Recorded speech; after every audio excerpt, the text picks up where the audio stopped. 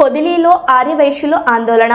ఆర్యవైశ్యులపై దాడిని తీవ్రంగా ఖండించిన ఆర్యవైశ్య సంఘం అధ్యక్షులు జేసీ సుబ్బారావు, ఎరువుల వ్యాపారి యాదాల కోటేశ్వరరావు, ఆయన కుమారుడు అవినాష్ను పొదిలి ఎస్ఐ తీవ్రంగా కొట్టినట్లు ఆరోపణలు. దాడిని తీవ్రంగా ఖండించిన ఆర్యవైశ్య సంఘం అధ్యక్షులు, వ్యాపార సంస్థల అసోసియేషన్ సభ్యులు, పొదిలి ర్యాలీలో పాల్గొన్న ఆర్యవైశ్య సంఘాల నాయకులు.